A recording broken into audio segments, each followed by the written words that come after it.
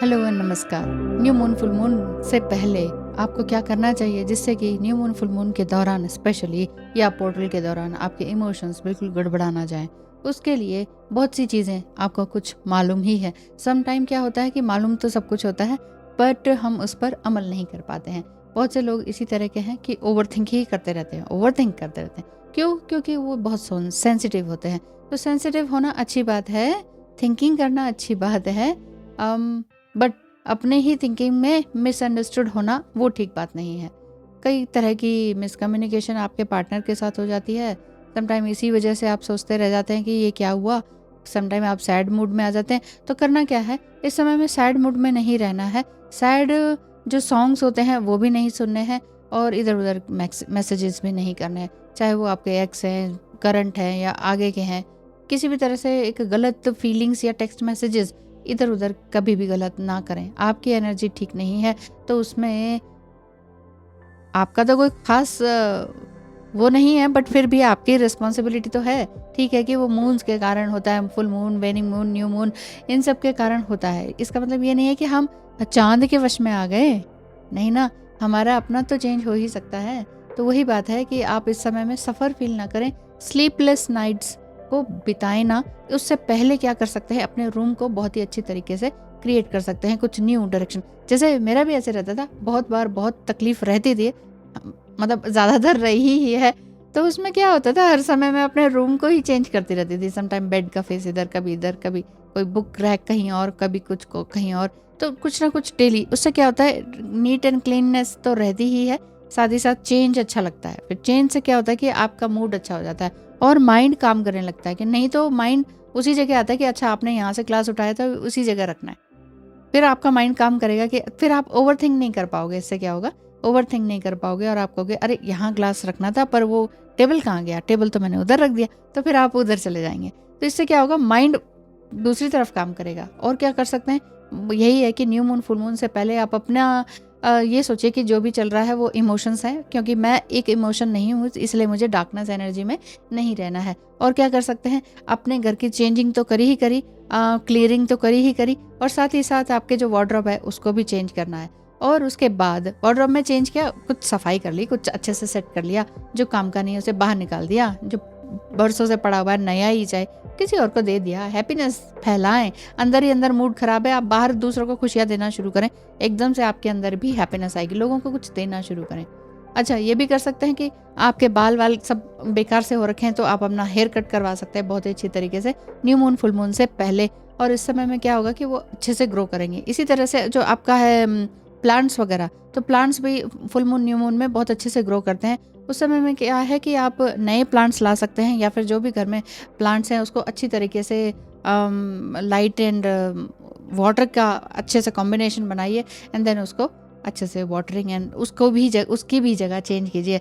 चाहे वो indoor plants हैं, चाहे वो बाहर के प्लांट्स हैं, तो इन सबको चेंज कीजिए। न्यू मून फुल मून जब भी आता है वो हर 15 दिन में आता है ना, तो फिर क्या करेंगे ऐसे में, यही सारी चीज़ों को करना होता है। अपनी करंट एनर्जी को देखना, आपकी कहीं अंदर इलनेस तो नहीं है, कोई और तो आपके लिए इलनेस नहीं फैला रहा है ना। ये सारी चीज़ें आपने करनी है। आपके हर्बल रिचुअल्स क्या हैं वो सारे आपने फॉलो करने हैं। बाकी जो स्मजिंग वगैरह होता है, स्मजिंग अगर नहीं कर पाते हैं तो धूप अगरबत्ती तो है ही, वही तो सब है। स्मजिंग, धूप दीप देना, तो सारे घर को नीट एंड क्लीन बना के रखें और अपनी एनर्जी को भी बना के रखें। ये नहीं कि आपका बेड में वो चादर बिछी है, काफ़ी टाइम से वो बिछी हुई है, उसको चेंज करते रहें डे टू डे लाइफ में, डेली बेसिस पर, जिससे कि आपको भी अच्छा फ्रेश फील हो।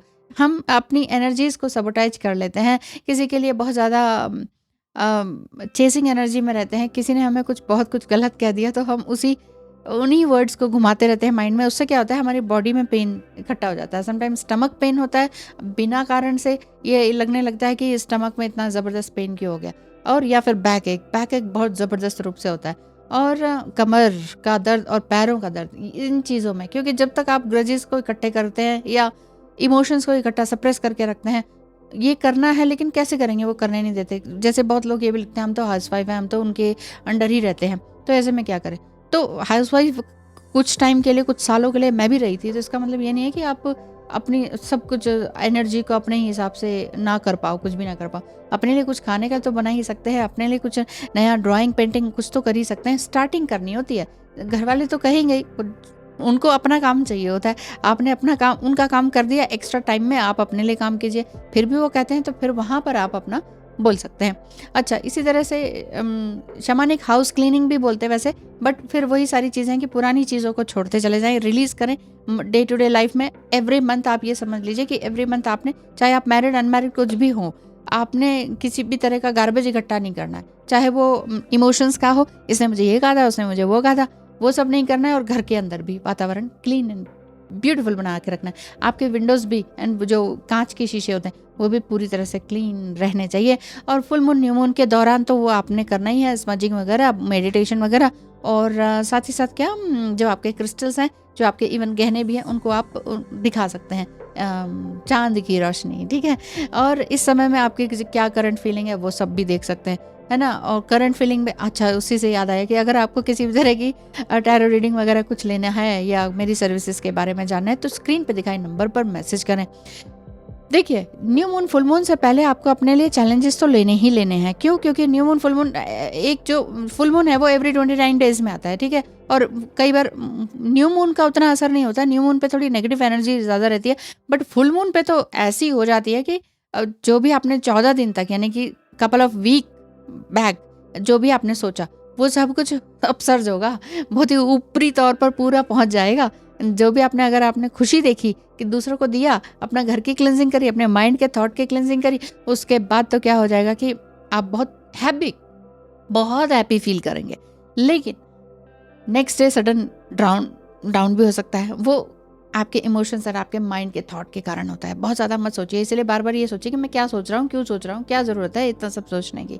और इतना सोचने, अच्छा मैं इतने साल से सोच रहा हूँ, इतने महीने, इतने हफ्तों से मैं सोच रहा हूँ या सोच रही हूँ, उसका क्या रिजल्ट मिला? इसका रिजल्ट अगर कुछ अच्छा नहीं है तो मैं क्यों टाइम वेस्ट कर रहा हूँ? ये अपने आप से सवाल पूछिए, मिरर में देखिए, अपनी आंखों में झांक कर बोलिए कि मैं ऐसा क्या कर रहा हूँ, क्यों कर रहा हूँ, और मुझे अब आगे क्या करना है। तो रो रहा आ रहा है तो रोइए, रो के देखिए, और रोती हुई आंखों से ही देखिए, और रोते रोते वहाँ पर चुप होना सीखेंगे आप फिर। और वहीं पर ही आप अपने आप से बात करेंगे, अरे भाई क्यों, कितना रोना धोना किस लिए, अब क्यों, अब इसके आगे क्या। तो जब भी फुल मून न्यू मून आए उस अभी देखिए, अभी तो गया है 30 ऑफ आपका ये अगस्त में, तो इसके बाद आपने क्या काम किया जब, अच्छा देखिए अभी भी आपका ऑन ऑफ हो रहा है ना, अभी से करना शुरू कर दीजिए, ठीक है। थोड़ा सा न्यू मून फुल मून जो भी आएगा उसमें आप थोड़ा सा हैप्पी फील करेंगे, लेकिन तब तक गड़बड़ हो गई तो फिर नेक्स्ट जैसे ही फुल मून गया या न्यू मून गया, वहाँ से आपने कुछ अपने लिए नया प्लान करके रख लेना है एक रात पहले से ही, कि अब मुझे ये करना है, अब मुझे ये नहीं सुनना है, अब मुझे नहीं सुनना है ना। और मुझे हाउ टू से नो, ये वाली बात आनी चाहिए कि अब मैं ना कैसे कहूँ, ये सारी बातें भी आपको करनी होंगी। यानी कि इवेंचुअली क्या है, ऑल इन ऑल अगर मैं बताऊँ तो 14 दिन में, जिसमें कि 7 डेज का चैलेंज लीजिए, देन 7 डेज चैलेंज में आप सफल हो गए तो 7 डेज का चैलेंज और ले लीजिए, तो 2 वीक्स हो जाएंगे। फिर जो भी फुल मून न्यू मून आएगा उसमें एनर्जी आपकी अच्छी ही रहेगी, है कि नहीं। तो उसमें हर तरह की क्लिनजिंग करनी है, चाहे वो ऊपरी तौर से फिजिकल क्लिनजिंग हो गई, अपनी क्लिनजिंग हो गई, माइंड की क्लिनजिंग हो गई। सोल क्लिनजिंग के लिए आप डीप मेडिटेशन, योगा मेडिटेशन, मंत्र चैंट, धूप दीप अगरबत्ती और हवन पूजन जो भी कर सके वो सब लगातार करते रहना होता है। तो आई थिंक जिन्होंने सवाल पूछा था कि मैडम ऐसा क्या करें कि हमारे जो ना मूड स्विंग्स ना हो इस फुल मून न्यू मून में, तो ऐसा क्या करें। तो उससे उसी दिन कुछ नहीं करना होता, उसी दिन आप कुछ नहीं कर सकते। उससे पहले जो 14 डेज है ना, उसमें आप ज़रूर प्रैक्टिस कर सकते हैं डे टू डे लाइफ में। माइंडफुली देखें ना कि हाँ, अच्छा पहली बात तो यही है कि आपके पास जो कुछ अच्छा है उसको, उसके लिए ग्रेटिट्यूड पे करें। आप कहते हैं हम लिखते हैं लेकिन किंतु परंतु कुछ मत लाइए बीच में, ठीक है। अगर ग्रेटिट्यूड में है तो ठीक है, ये कहे कि वाह मेरे पास सब कुछ अच्छा है। अच्छा घर में लड़ाई हुई है, कुछ हो गया है, जबरदस्त झगड़ा हुआ, इट्स ओके, आप अपना काम कर रहे हैं अच्छे से कि नहीं, आपकी एनर्जी वापस से अपसर्ज हुई है कि नहीं।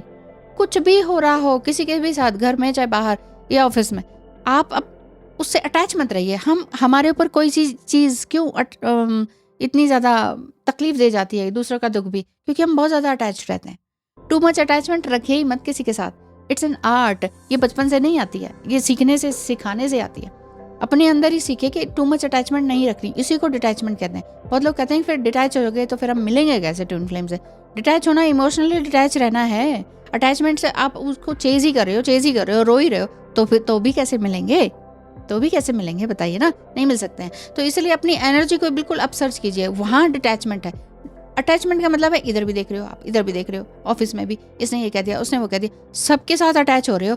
अब सबके साथ अटैच होने के बाद आपकी एनर्जी जो ना सब जगह इधर फैल गई, जो आपकी एनर्जी है वो डिस्ट्रैक्ट हो गई, ठीक है। आपके जो प्योर पाइस अपने इकट्ठा किया हुआ था इतने दिनों से, वो सारी एनर्जी फैल गई। अब क्या करेंगे, तो फिर दूसरों की आपने नेगेटिव एनर्जी ले ली। हाँ, एक चीज़ और कि सिलेबसी का ज़रूर पार्ट किया कीजिए, मतलब सिलेबसी के लिए आप प्रैक्टिस कीजिए, उसको फॉलो कीजिए।